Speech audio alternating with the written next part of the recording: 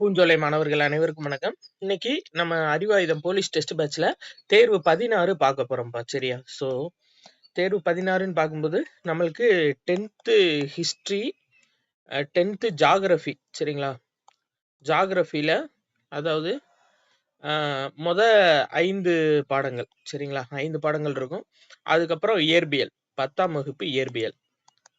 இதெல்லாம் சேர்ந்த ஒரு தொகுப்பா இருக்கும். சரியா? ரைட். ஃபர்ஸ்ட் பாருங்க, குவாசிம் நானோதேவி, ரஷீத் அகமது கங்கோத்ரி ஆகியோர் எந்த இயக்கத்தை சேர்ந்தவர்கள்? ஆப்ஷன் பி, தியோபந்த் இயக்கம். அப்ப அலிகார் இயக்கத்தை தோற்றுவிச்சவர் யாரு அப்படின்னா சர் சையது அகமது கான். சையது அகமது கான். தன்னாட்சி இயக்கம் திலகரும் அன்னி பெசன்ட்டும் தோற்றுவிச்சிருப்பாங்க. திலகரும் அன்னி பெசன்ட். சரிங்களா? ஃபராசி இயக்கம் தோற்றுவிச்சது யாருன்னா ஹாஜி ஷரியத்துல்லா.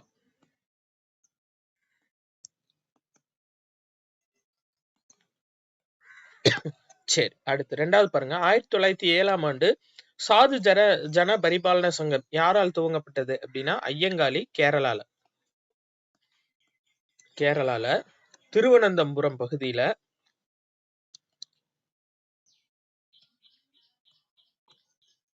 வெங்கனூர் அப்படின்ற இடத்துல பிறந்திருப்பாரு.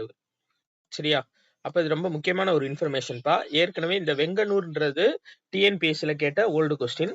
அப்போ ஐயங்காளி எங்க பிறந்திருப்பாரு அப்படின்னா கேரளால திருவனந்தபுரத்துல வெங்கனூர் அப்படின்ற இடத்துல பிறந்திருப்பாரு. ஜோதிபா பூலே இவங்க வந்து சத்திய சோதக் சமாஜ் ஆரம்பிச்சிருப்பாங்க. சத்திய சோதக் சமாஜ் ஆரம்பிச்சவங்க தான் ஜோதிபா பூலே. அதே மாதிரி ஒடுக்கப்பட்டோருக்கான முதல் பள்ளியை துவங்கினது இவங்கதான். சரி, அடுத்து ஸ்ரீ நாராயணகுரு அருவிபுரம் அப்படின்ற இடத்துல ஒரு கோவிலை கட்டியிருப்பாரு. அருவிபுரம்ன்ற இடத்துல கோவிலை கட்டி எல்லாருமே வந்து பயன்படுத்தக்கூடிய கோயிலா அந்த இது இருக்கும். இவரும் கேரளாவை சேர்ந்தவர் தான். சரியா? அது போக இவரோட அதாவது இவரோட தொடர்ச்சியா இவரை பின்பற்றி வந்தவங்கல முக்கியமானவங்க யாரு அப்படின்னா குமரன் ஆசான், டாக்டர் பால்பு. சரியா? சரி, அடுத்தது பாருங்கப்பா, எந்த ஆண்டு சிக்காகோவில் நடைபெற்ற உலக சமய மாநாட்டில் சுவாமி விவேகானந்தர் உரையாற்றினார்? 1893. சரியா? அப்ப 1888 மகாத்மா காந்தி லண்டனுக்கு சென்ற ஆண்டு படிக்கிறதுக்காக. சரி, திரும்ப வந்துட்டு லண்டன்ல இருந்து படிப்பை முடிச்சுட்டு இந்தியா திரும்புவாரு மகாத்மா காந்தி. திரும்ப 93ல சவுத் ஆப்பிரிக்கா போவார்.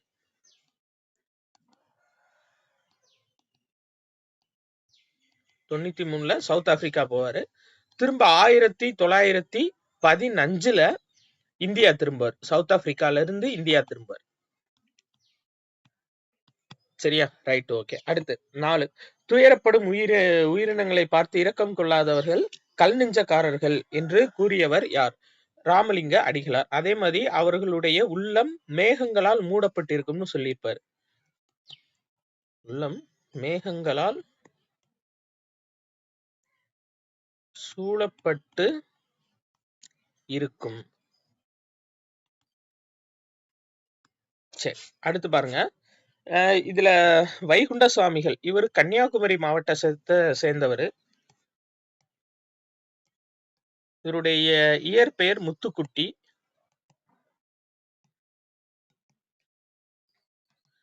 நிழல் தாங்கல் அப்படின்னு சொல்லிட்டு ஒரு அமைப்பு அமைச்சிருப்பாருப்பா. நிழல் தாங்கல் அப்படின்னா எல்லாருமே சமமா உட்கார்ந்து உணவு உண்ணக்கூடிய இடம் தான் இந்த நிழல் தாங்கல். அதை ஆரம்பிச்சவர் யாரு அப்படின்னா வைகுண்ட சுவாமிகள். அடுத்து பாபா ராம்சிங் என்பவரால் உருவாக்கப்பட்ட இயக்கம். ஆப்ஷன் பி, நாம்தாரி இயக்கம். நிரங்கரி இயக்கம் வந்து பாபா தயால்தாஸ் நிரங்கரி இயக்கம். சிங் சபா. சரியா? இந்த சிங் சபா வந்து என்னன்னா சீக்கியர்களோட புனிதத்தை மீட்டெடுக்கக்கூடியது. சீக்கியர்கள் புனித அத மீட்டெடுக்கக்கூடியது சிங் சபா. இது தோற்றுவிக்கப்பட்ட இடம் எது அப்படின்னா அமிர்தசரஸ்.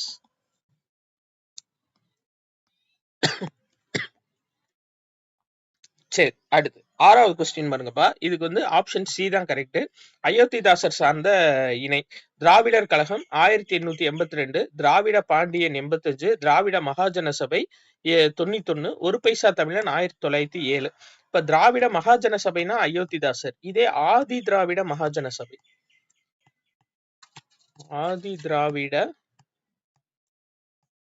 மகாஜன சபை அப்படின்னா அது வந்துட்டு இரட்டைமலை சீனிவாசன். சரியா? இரட்டைமலை சீனிவாசன். சரி, அடுத்தது பாருங்க.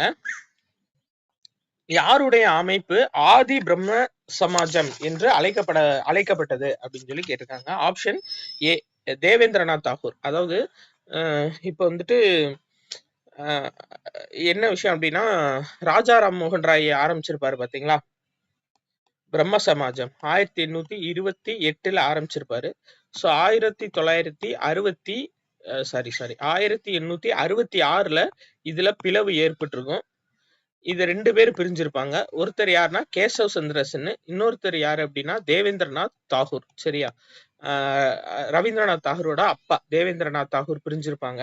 இதுல தேவேந்திரநாத் தாகூரோட அமைப்பு வந்து ஆதி பிரம்ம சமாஜம் அப்படின்னு சொல்லிட்டு அழைக்கப்படும். ராஜா அதாவது கேசவ் சந்திர சென் இவரோட அமைப்பு வந்துட்டு பாத்தீங்க அப்படின்னா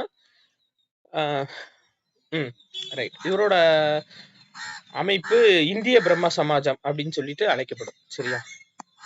இந்திய பிரம்ம சமாஜம் அப்படின்னு அழைக்கப்படும். ஈஸ்வர சந்திர வித்யாசாகர் இவர் வந்து யாருன்னா நவீன வங்காள உரைநடையின் தந்தை என அழைக்கப்படுவார். நவீன வங்காள உரைநடையின் தந்தை. சரி, அடுத்து 8 பாருங்க. விதவை மறுமண சங்கம், புனே சர்வாஜனிக் சபா, தக்கான கல்விக் கழகம் ஆகிய அமைப்புகளை நிறுவியவர் எம்ஜி ரானடே. ஆத்மாரம் பாண்டுரங் இவர் பிரார்த்தன சமாஜம் நிறுவிப்பார். பிரார்த்தன சமாஜம். சுவாமி விவேகானந்தர் இவர் ராமகிருஷ்ண பரமஹம்சரோட சீடர்.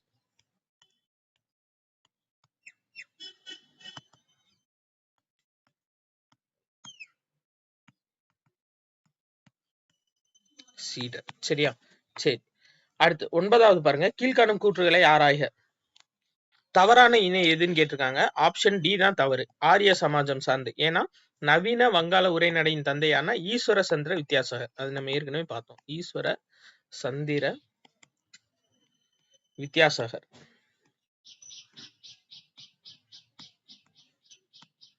வங்காளத்தை சேர்ந்தவர். சரி, அடுத்து பாருங்க. வள்ளலார் சமரச வேத சன்மார்க்க சங்கம் என்னும் அமைப்பை நிறுவிய ஆண்டு எதுன்னு கேட்டிருக்காங்க. ஆப்ஷன் ஏ 1865. சரியாப்பா? அப்ப 1866 தென்னிந்திய பஞ்சம் ஏற்பட்டிருக்கும். அதனால 1867 வடலூர்ல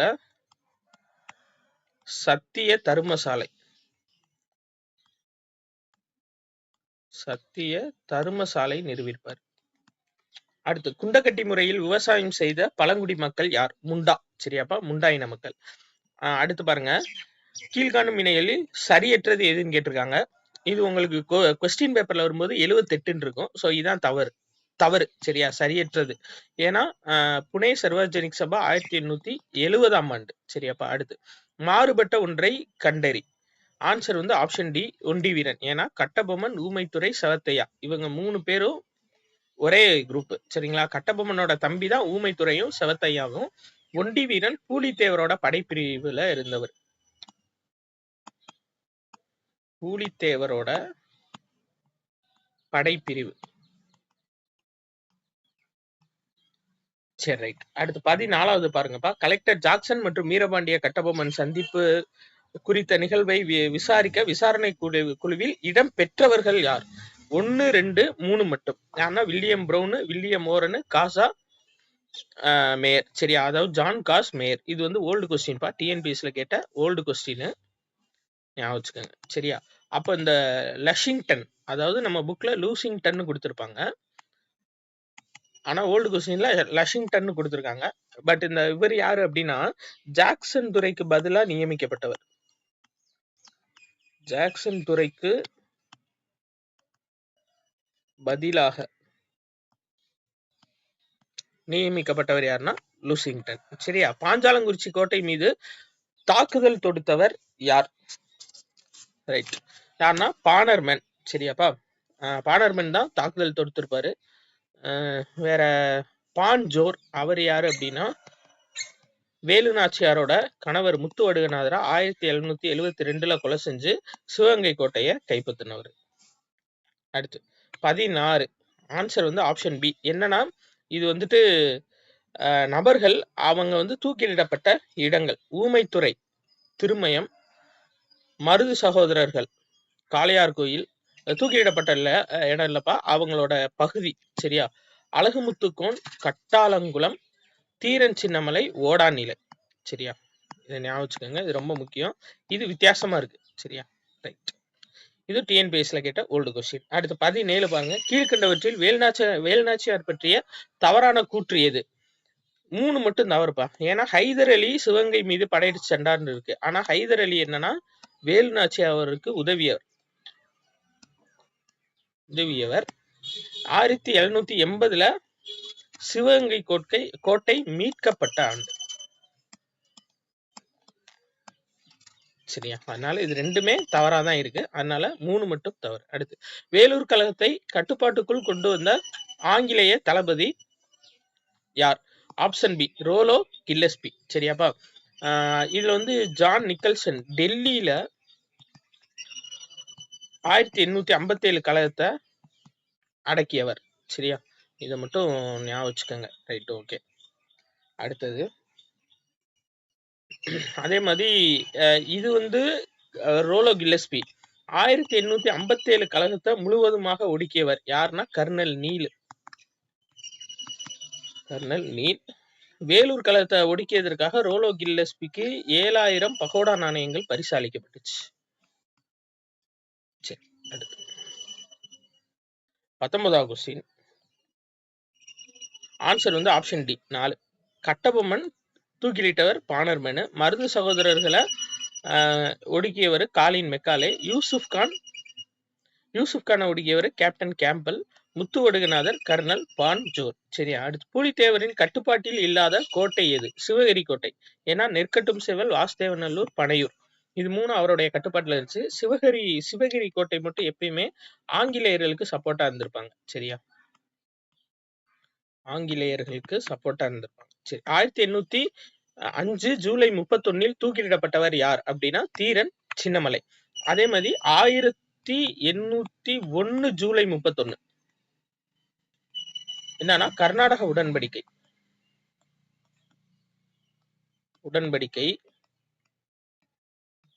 இதுபடிதான் பாளையக்காரர் முறை ஒழிக்கப்பட்டுச்சு. பாளையக்காரர் முறை ஒழிப்பு. சரி. அடுத்துப்பா 22. தவறான இணையை காண்க. 2, 3, 4 மூணுமே தவறுதான். ஏன்னா நிலம் கடவுளுக்கு சொந்தம் அப்படின்னு சொன்னது டுடுமியான்.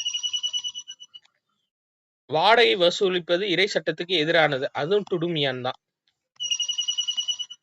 ஹாஜி சரியத்துல்லா மறைவிற்கு பிறகு அவருடைய மகன் நோவோமியான் ஆட்சிக்கு வந்தார்னு கொடுத்திருக்காங்க. இல்ல, அதுவும் டுடுமியான் தான். 3மே டுடுமியான் தான். டுடுமியானுக்கு அப்புறம் தான் யார் வருவாரு அப்படின்னா நோவோமியான் வருவாரு. அப்ப ஒண்ணு மட்டும் கரெக்ட். பராசி இயக்கம் யாரால் துவங்கப்பட்டதுன்னா ஹாஜி ஷரியத்துல்லா. அது மட்டும் கரெக்ட். 23. சோட்டா நாக்பூர் குத்தகை சட்டம் எந்த கிளர்ச்சியின் மூலம் உருவாக்கப்பட்டதுன்னா முண்டா கிளர்ச்சியோட பதில் நடவடிக்கையா உருவாக்கப்பட்டதான் சோட்டா நாக்பூர் குத்தகை சட்டம் 1908ஆம் ஆண்டு. சரி. அடுத்து 24வது கொஸ்டின் பாருங்க. கீழ்காணும் கூற்றுகளை கவனிக்க.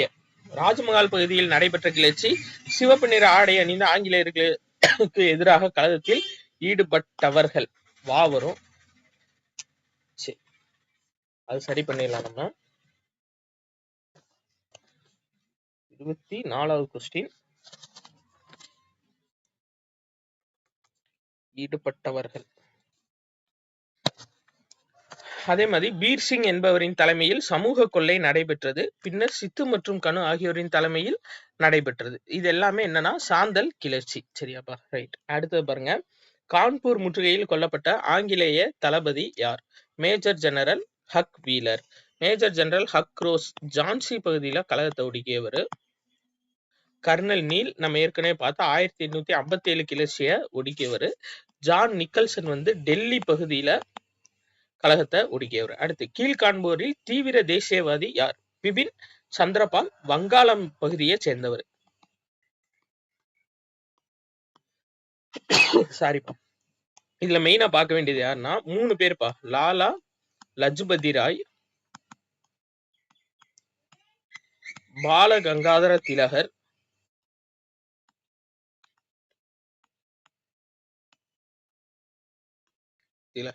சரியா? இல்ல லாலா லஜ்பதி ராய் பஞ்சாப் மாநிலத்தை சேர்ந்தவர். பாலகங்கார திலகர் மகாராஷ்டிராவை சேர்ந்தவர்.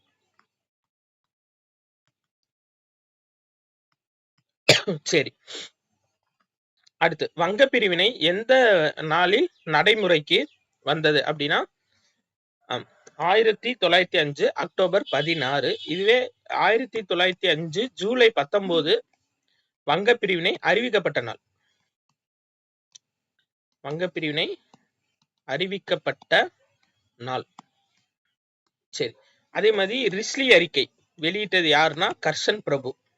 இது ரொம்ப முக்கியம்பா. இது வந்து 12th புக்ல இருக்கக்கூடிய டேட்டா. ரிஸ்லி அறிக்கையை வெளியிட்டது யார் அப்படின்னா கர்சன் பிரபு வெளியிட்டிருப்பாரு. இதுலதான் வந்து வங்கம் எப்படி பிரிக்கப்படணும் அப்படின்னு சொல்லியிருப்பாரு. சரியா? வங்கம் அதாவது பாகிரதி அப்படின்ற நதி இந்த வங்கத்தை அழகா 2ஆ பிரிக்கும்.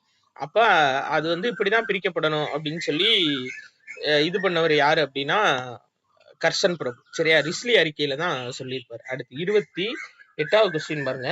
நீல் தர்பான் நாடகம் மூலம் இண்டிகோ பயிரிடும் விவசாயிகளின் இன்னல்கள் குறித்து ஆங்கிலேயர்களின் கவனத்திற்கு கொண்டு சென்றவர் யாருன்னா தீனபந்து மித்ரா. அடுத்து பாருங்க. சரியான கூற்றை தேர்வு செய்யவும். 1, 2, 3 3மே சரி, 4 மட்டும் தவறு. ஏன்னா 1879 சாந்தலர் வசம் இருந்த பகுதி ஒழுங்குமுறைப்படுத்த ஒரு சட்டம் இயற்றப்பட்டதுன்னு சொல்லி கொடுத்திருக்காங்க. அது 1855ஆம் ஆண்டு. சரியா? சாந்தல் பர்கானா மண்டலம். சரியாப்பா? அதான் மெயின். சாந்தல் பர்கானா மண்டலம். சரி, அடுத்து பாருங்க. 30வது கொஸ்டின்.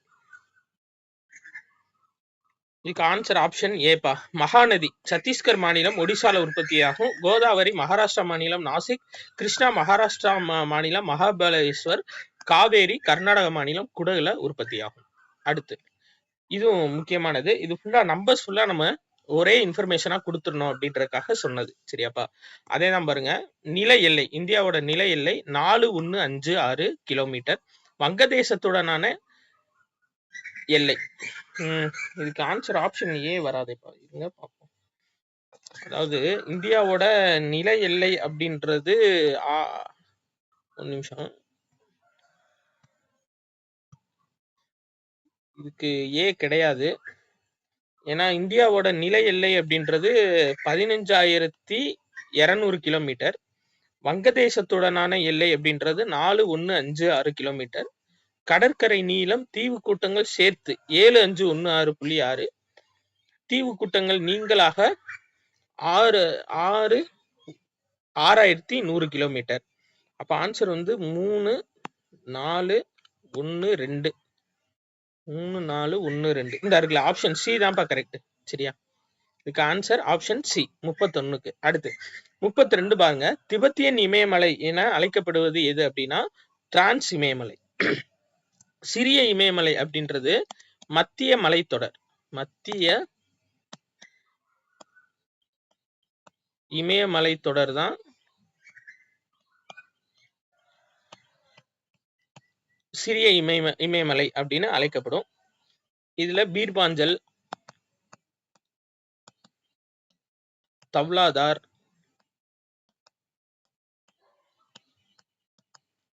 மகாபாரத் இதெல்லாம் இருக்கும். வெளி இமயமலை, வெளி இமயமலை வந்து ரெண்டா பிரிப்பாங்க. கிழக்கு இமயமலைனும் மேற்கு இமயமலைனும் பிரிப்பாங்க. கிழக்கு இமயமலை வந்து 2 years, மேற்கு இமயமலை டூன்ஸ். சரி, அடுத்து பூர்வாஞ்சல். பூர்வாஞ்சல் குன்றுகள் வந்து டாப்லா, அபோர், பிஸ்மி. சரியா? இமயமலை தொடரோட கிழக்கு பகுதி. சரிப்பா. அடுத்து 33 மேட்டு நில வண்டல் படிவுகளை கொண்ட நிலத்தோற்றம் கருமை நிறத்துடன் காணப்படுவது பாங்கர் சமவெளி. பாபர் சமவெளி அப்படின்றது நுண்துளை அதிகமா இருக்கக்கூடிய பகுதி. மண்ணுல நுண்துளைகள் அதிகமா இருக்கும். இது மூலியமா நீர் வந்து நிறைய பூமிக்கு அடியில போய் அந்த ஆறுகள் வந்து மறைஞ்சிரும். அதான் பாபர் சமவெளி. காதர் சமவெளி அப்படின்றது புதிய வண்டல் மண்கள் உருவாவது. புதிய வண்டல் மண்கள் உருவாவது எதுனா காதர் சமவெளி. டெல்டா சமவெளி அப்படின்றது உலகின் மிகப்பெரிய ஆற்று சமவெளிகள். ஆற்று சமவெளி தான் எது அப்படின்னா டெல்டா சமவெளின்னு சொல்லுவாங்க. சரியா? சரிப்பா. அடுத்து 34 பாருங்க. கீழ்காண்பவைகளில் சரியற்றது எது? ஆப்ஷன் பி தான் சரியற்றது, தவறானது. சரியா? ஏன் அப்படின்னா சொஜிலா அப்படின்றது, சொஜிலா சிப்கிலா ரெண்டுமே ஹிமாச்சல் பிரதேசம் தான். இங்க அருணாச்சல் பிரதேசம்னு கொடுத்திருக்கு, அதனால தவறு. அடுத்து தீபகற்ப பீடபூமியை இரு பெரும் பகுதிகளாக பிரிக்கும் ஆறு எது? 34. இது வந்து நர்மதை ஆறுப்பா. சரியா? அந்த நம்ம இந்தியா இருக்குன்னு வச்சுக்கோங்களேன், இந்தியா மேப் இருக்குன்னா இந்த இடத்துல இருக்கும் நர்மதை ஆறு. கரெக்டா? அப்ப இதுதான் என்ன பண்ணும் அப்படின்னா தீபகற்ப பீடபூமிய ரெண்டா பிரிக்கிறது. இப்போ தீபகற்ப பீடபூமி இந்தியாவை ரெண்டா பிரிக்கிறது. மேற்கு பகுதியாகவும் தீபகற்ப பீடபூமியாகவும் பிரிக்கிறது எது அப்படின்னா நர்மதை. அதே மாதிரி நர்மதை, தபதி, மாஹி இதெல்லாம் வந்து மேற்கு நோக்கி பாயும் ஆறுகள். அடுத்து பறவைகள் சரணாலயத்துக்கு பெயர் பெற்ற மனிதன் வசிக்காத தீவு எங்கு உள்ளது? லட்சத்தீவு. இது ஏற்கனவே கேட்டிருக்காங்க ஓல்டு கொஸ்டின்ல. சரியாப்பா? ஞாபகம் வச்சுக்கோங்க. பிளஸ் அந்தமானையும் அந்தமான் நிக்கோபார் தீவு இதை பிரிக்கக்கூடியது 10 டிகிரி கால்வாய். அதே மாதிரி லட்சத்தீவுல மாலத்தீவுல இருந்து பிரிக்கக்கூடியது 8 டிகிரி கால்வாய். இதையும் ஞாபகம் வச்சுக்கோங்க. அடுத்து காலநிலை என்பது ஒரு குறிப்பிட்ட பகுதியின் எத்தனை ஆண்டு சராசரி வானிலை? 30 to 35 ஆண்டுகள். ஆலமரம், இலுப்பை, ஆவாரம் ஆகிய மரங்கள் காணப்படும் காடுகள் எது? ஆப்ஷன் சி அயனமண்டல வறண்ட காடுகள். அப்ப அயனமண்டல பசுமை மாறா காடுகள்ல என்னென்ன இருக்கும்? ரப்பர், ரோஸ் மரம், தென்னை, மூங்கில். அடுத்து அயனமண்டல இலையுதிர் காடுகள். இது வந்து பாத்தீங்கன்னா பொருளாதார முக்கியத்துவம் வாய்ந்த மரங்கள் அதிகமா இருக்கும். பொருளாதார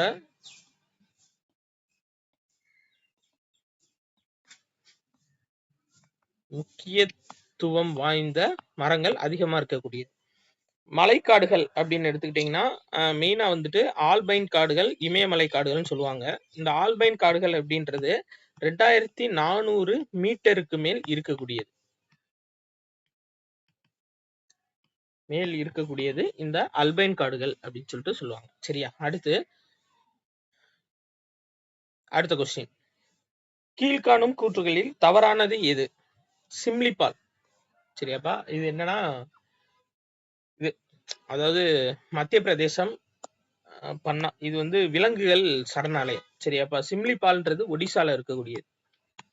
அதாவது புது புக்ல இந்த பாக்ஸ் இல்ல, பழைய புக்ல இருக்கு. இருந்தாலும் நீங்க தெளிவா படிச்சு வச்சுக்கிறது நல்லது. சரியாப்பா? அடுத்து மரவள்ளி கிழங்கு எந்த மண்ணில் அதிகமாக விளையும்? ஆப்ஷன் ஏ சரளை மண். சரியா? அப்ப செம்மண்ல விளையக்கூடியது பருப்பு வகைகள். கரிசல் மண்ல திணை, பருத்தி, புகையிலை. வண்டல் மண்ல நெல்லு எல்லாமே விளையும். மெயினா எண்ணெய் வித்துக்கள் இதெல்லாம் வித்தியாசமா இருக்கக்கூடியது. சரியா?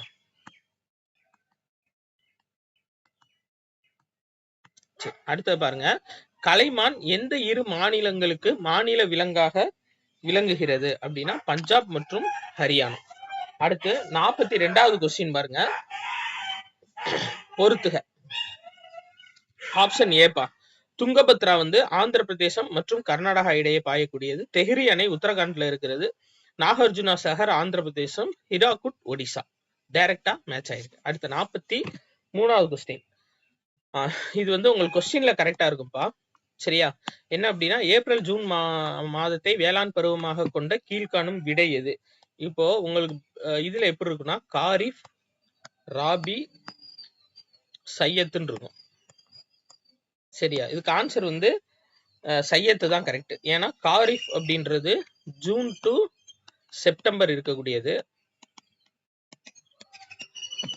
ராபி அப்படின்றது அக்டோபர் டு மார்ச் மாதம் வரை இருக்க வேண்டியது. இது வந்து ஏதுமில்லைன்னு இருக்கும். சரி, நம்மளுக்கு தேவையில்ல. ராபி சையத் வந்து அக்டோபர். சையத் வந்து என்னன்னா ஏப்ரல் ஜூன் இருக்கக்கூடியது. April June. சரி, பருத்தி உற்பத்தியில் இந்தியா எத்தனாவது இடத்தில் உள்ளது? ஆப்ஷன் பி 2வது இடம். வேற கரும்புலையும் இந்தியா 2வது இடம் தான். தேயிலையிலையும் இந்தியா 2வது இடம் தான். சரியாப்பா? ரைட்டு. 3வது இடத்துல வந்து பாத்தீங்கன்னா, அதாவது சோளம் வந்து இந்தியாவோட 3வது உணவு பயிர். அதை நோட் பண்ணிக்கங்க. 1வது இடத்துக்கு வந்து பாத்தீங்கன்னா நெல்லு விளையிறதுல 1வது இடம் மேற்கு வங்க மாநிலம். இது அடிக்கடி கேட்கிறாங்க. இதுவும் முக்கியமான இன்ஃபர்மேஷன். அடுத்து 45வது கொஸ்டின் பாருங்க. இதுக்கு கூற்று 1 தவிர 2 சரி. ஏன்னா அரபிக்கா என்னும் காப்பி வகை தரம் மிக்கது. இது இந்தியாவில் பயிரிடப்படுகிறதுன்னு வரும். சரியா? இந்தியாவில் பயிரிடப்படுகிறது. ரொபாஸ்டா தரம் குறைந்த காப்பி. கரெக்ட் தான். சரி, அடுத்து 46வது கொஸ்டின் பாருங்க. இந்தியாவின் முதல் கால்நடை கணக்கெடுப்பு எடுக்கப்பட்ட ஆண்டு 19. சரியாப்பா? மாண்டேக செம்ஸ்வர்டு சீர்திருத்தம் வந்த நாள் தான். சரி, ரைட். அடுத்து பொறுத்துக கொடுத்திருக்காங்க. 47வது கொஸ்டின். இதுக்கு ஆன்சர் வந்து ஆப்ஷன் ஏப்பா. இளஞ்சிவப்பு புரட்சி, மருந்து பொருட்கள், வட்ட புரட்சி, உருளைக்கிழங்கு, பழுப்பு புரட்சி, மரபுசாரா உற்பத்தி, சிவப்பு புரட்சி, இறைச்சி உற்பத்தி. சரியா? அடுத்து ஆற்று சமவெளியில் காணப்படும் புதிய வண்டல் மண் எது? Option C Kader.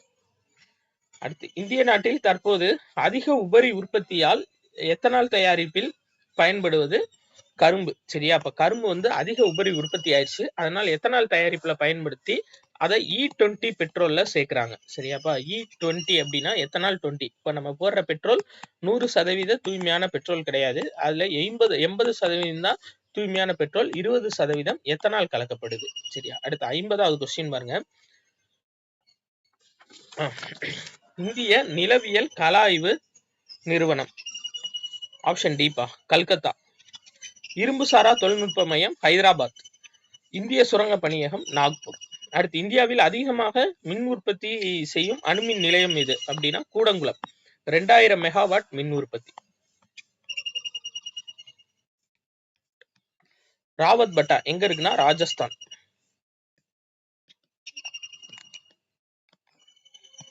காக்ரபரா குஜராத். நரோரா உத்தரப்பிரதேசம். சரியா? உத்தரப்பிரதேசத்துல நரோரா. அடுத்து 52. இது வந்து பாக்ஸ்பா. பாக்ஸ்ல இருக்க முக்கியமான இன்ஃபர்மேஷன் ஃபுல்லா அப்படியே எடுத்து கொடுத்துருக்கோம். இதை கண்டிப்பா கேட்பாங்க, பார்த்து வச்சுக்கோங்க. தேசிய காற்றாற்றல் நிறுவனம் அமைந்துள்ள இடம் சென்னை. தேசிய சணல் வாரியம் கல்கத்தா.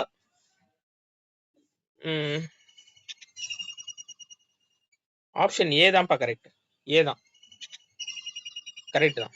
சரி, தேசிய பட்டு நிறுவனம் கர்நாடகா. தேசிய நீர்மின் நிறுவனம் பெங்களூரு. சரியா? தேசிய நீர்மின் சக்தி நிறுவனம்.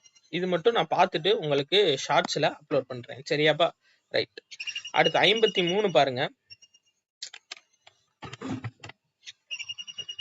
53 ரைட். ஓகே, பொறுத்துக கொடுத்திருக்காங்க. இதுக்கு ஆன்சர் வந்து ஆப்ஷன் ஏ தான்.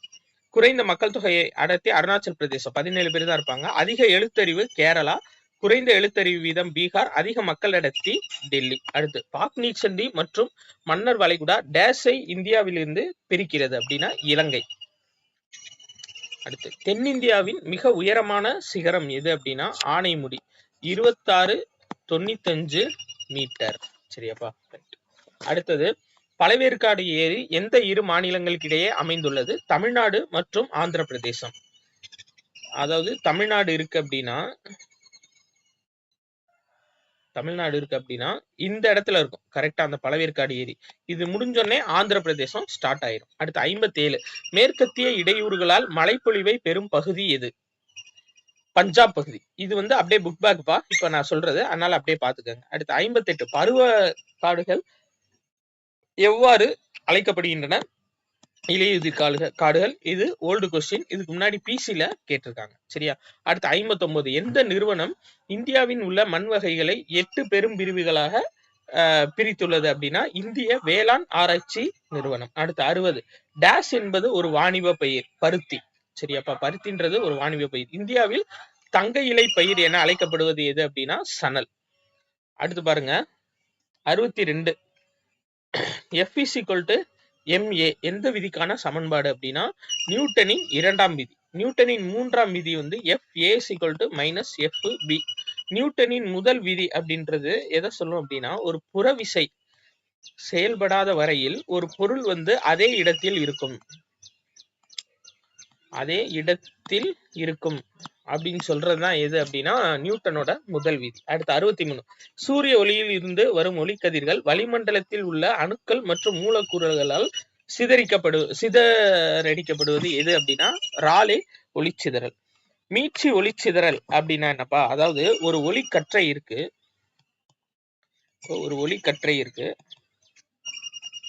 அதோட ஆற்றல் தொடக்க நிலையிலையும் இறுதி நிலையிலையும் சமமா இருந்துச்சு அப்படின்னா மீட்சி சிதறல். ராமன் ஒளிச்சிதறல் அப்படின்னா என்னன்னா இப்ப வாயு அல்லது திரவங்கள் வழியா, சரியா, வாயு அல்லது திரவங்கள் வழியா ஒரு ஒளி செல்லுது. சரியா, ஒரு லைட் வந்து செல்லுது. அது செல்லும் போது அதோட ஒரு பகுதி மட்டும் சிதறல் அடைவது. சரியா, ஒரு பகுதி மட்டும் சிதறல் அடைவது என்ன அப்படின்னா அது வந்து ராமன் எஃபெக்ட். சரியாப்பா. அடுத்து டிண்டால் ஒளிச்சிதறல்னா என்னன்னா இப்போ சாளரம் ஜன்னல் வழியா ஒரு ஒளி வருது, அப்போ அந்த தூசு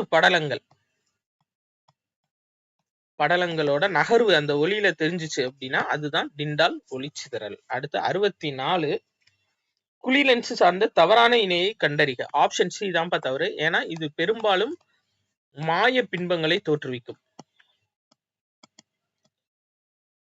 பிம்பங்கள். சரி, மெய் பிம்பங்கள் எதுனா குவி, மாய பிம்பங்கள் வந்து குழி லென்ஸ். சரியா. அடுத்து 65 பாருங்க, கீழ்காணும் இணைகளில் எது தவறாக பொருத்தப்பட்டுள்ளது? ஆப்ஷன் ஏ தான் தவறு, ஏன்னா மின்தடையாக்கி அப்படின்றது மின்னோட்டத்தின் அளவை நிர்ணயம் செய்ய. இது பாக்ஸ்பா, மின்னோட்டத்தின் அளவை நிர்ணயம் செய்ய. மின்னோட்டத்தின் அளவை தேர்ந்தெடுக்க பயன்படுறது எது அப்படின்னா மின்தடை மாற்றி. அடுத்து எந்த ஆண்டு முதல் எல்இடி வணிக ரீதியான தொலைக்காட்சியில் அறிமுகம் செய்யப்பட்டது? 2009 பா, இது அப்படியே டைரக்ட் கொஸ்டின். அடுத்து 67 ஒரு குதிரை திறன் என்பது எத்தனை வாட்டுன்னு வரணும். சரியா, வாட். சரி, வாட்.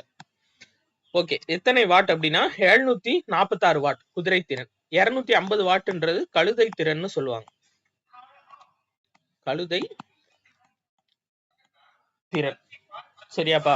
அடுத்தது மீயொலி அப்படின்றது என்னன்னா 20,000 ஹெர்ட்ஸுக்கு மேல இருக்கக்கூடியது மீயொலி, 20,000 ஹெர்ட்ஸுக்கு கீழே இருக்கிறது என்னன்னா குற்றொலி. சரியா. அடுத்து எந்த ஒளி தத்துவம் மகப்பேற்றியல் துறையில் சோனோகிராபி கருவியில் பயன்படுத்தப்படுகிறது அப்படின்னா எதிரொலி. சரியா, அப்ப எதிரொலி தத்துவம் தான் சோனோகிராபில பயன்படுத்தக்கூடியது. ஸோ இதை பொறுத்தவரை நம்ம பார்த்தோம் அப்படின்னா மெயினா அந்த மீயொலி வந்து ஞாபகம் வச்சுக்கோங்க. மீயொலி வந்துட்டு இப்போ இந்த கல்லடைப்பு இருக்கு பாத்தீங்களா, கல்லடைப்பு பிரச்சனை வருதுல, அப்போ அந்த வயிற்றுல இருக்க கல்லை இப்ப தற்சமயமா மீயொலியை பயன்படுத்தி சரி செய்யறாங்க. அதே மாதிரி குழாய்கள்ல நிலத்துக்கு அடியில பதிக்கப்பட்ட குழாய்கள்ல ஏதேனும் ஒரு இடத்துல வந்து பாத்தீங்க அப்படின்னா வெடிப்பு இல்ல கிராக் இருந்துச்சு அப்படின்னா அதை சரி செய்யறதுக்கு மீயொலி பயன்படுத்தப்படுகிறது. அடுத்து டாப்ளர் விளைவு மூலம் உயிரினங்கள் மற்றும் நீர்மூழ்கி கப்பல்களை கண்டறிய பயன்படுவது எது அப்படின்னா சோனார். சரியாப்பா. பெரிஸ்கோப் அப்படின்றது நீர்மூழ்கி கப்பல்ல பயன்படுத்தக்கூடியது. கடலுக்கடியில இருந்து கடலுக்கு மேல என்ன இருக்கு அப்படின்றத கண்டறியக்கூடியது என்னன்னா பெரிஸ்கோப்பு. ரேடார் வந்து வானூர்திகள். சரியா, வானூர்திகளோட வேகத்தை கண்டறிய வேகம். செயற்கை கதிரியக்கத்தை கண்டறிந்தவர் யார்? Option B, Irene Curie. சரியா, இது டைரக்ட் கொஸ்டின் தான். அடுத்தது பார்க்கலாம். வேற இதுல ஒரு சிலது பார்க்கலாம். இப்போ இந்த பெக்கோரல் இருக்கு பாத்தீங்களா, பெக்கோரல் என்னன்னா கதிரியக்கத்தோட பன்னாட்டு அலகு. கதிரியக்கம் அதோட பன்னாட்டு அலகு பெக்கோரல். சரியா, ராஞ்சன் அப்படின்றது காமா மற்றும் எக்ஸ் கதிர்கள் வெளியிடும் அலகு. அது என்ன அப்படின்னா ராஞ்சன். சரியா, அடுத்து 72வது கொஸ்டின் பாருங்க. வானூர்திகளில் எடுத்து செல்லப்படும் சுமைகளில் வெடிபொருட்கள் உள்ளனவா என்பதை கண்டறிய பயன்படும் கருவி எது? Option D, californium. இதுல பாருங்க, கதிரியக்க சோடியம். இது எதுக்குன்னா இதயத்தை சீரான செயல்பாடாக்க பயன்படுவது. அடுத்து இரும்பு 59 அப்படின்றது ரத்த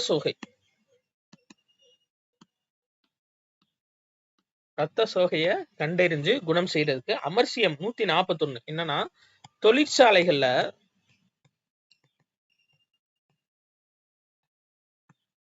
புகை வெளியிடுறத கண்காணிக்கிறது.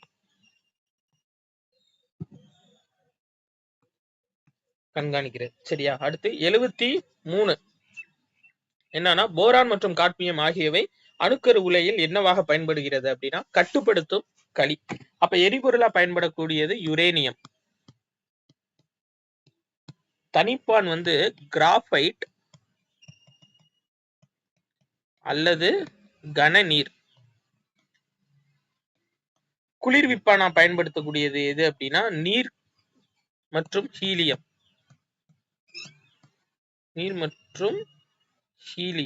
இது குளிர்விப்பான். சரியா, அடுத்து இது ஃபுல்லா புக் பேக் பா. 74ல இருந்து நம்ம பார்க்கக்கூடியது புக் பேக் கொஸ்டின். 74 பாருங்க. கிட்ட பார்வை குறைபாடு உடைய கண்ணில் பொருளில் பிம்பமானது விழித்திரைக்கு முன்பாக தோற்றுவிக்கப்படுகிறது. ஒரு பொருளை வெப்பப்படுத்தினாலோ அல்லது குளிர்வித்தாலோ அப்பொருளின் நிறையில் ஏற்படும் மாற்றம் என்ன அப்படின்னா சுழி. மின்தடையின் எஸ்ஐ அலகு ஓம். 77 பாருங்க. ஒரு மின்சுற்றில் சாவி மூடியவுடன் மின்விளக்கு ஒளிர்வது ஏன்? ஆப்ஷன் பி, சாவி மூடி இருக்கும் போது மின்சுற்றின் சுற்றுப்பாதையை மூடி விடுகிறது. இப்ப இதான் ஒரு மின்சுற்று இருக்குன்னு வச்சுக்கோங்க. ஒரு மின்சுற்று இருக்கு, இது சாவி கீ. இப்போ இந்த கீயை மூடணும்னே என்னன்னா இந்த மின்சுற்றை ஃபுல்லா க்ளோஸ் பண்ணி அந்த கரண்ட்டை வந்து பாஸ் பண்ண வச்சிருக்கு. சரி, ரைட். அடுத்து ஒலி அலைகள் காற்றில் பரவும் போது அதன் துகள்கள். ஆப்ஷன் ஏ, அலையின் திசையில் அதிர்வுறும். அடுத்து 79 புற்றுநோய் சிகிச்சையில் பயன்படும் கதிரியக்க ஐசோடோப் எதுனா ரேடியோ கோபால்ட். காம கதிரியக்கத்திலிருந்து நம்மை பாதுகாக்க டேஷ் உரைகள் பயன்படுகின்றன காரியம். இது ரொம்ப முக்கியம்பா. இது வந்து ஏற்கனவே ஓல்டு கொஸ்டின்ல டிஎன்பிஎஸ்சில கேட்டது. புக் பேக்லயும் இருக்கு, பிசிலையும் கேட்க வாய்ப்பு இருக்கு. ஸோ நல்லா படிச்சுக்கோங்க. நம்ம உபயோக அலைகள் கிளாஸ் குரூப் 4 பேஸ் பண்ணி போயிட்டு இருக்குப்பா. ஸோ விருப்பப்படுறவங்க ஜாயின் பண்ணிக்கலாம். இதோட கட்டணம் வந்து பாத்தீங்கன்னா 8667722090 அப்படின்ற நம்பருக்கு நீங்க கால் பண்ணி நீங்க எது டவுட்ஸா இருந்தாலும் கேட்டுக்கலாம்ப்பா. நன்றி.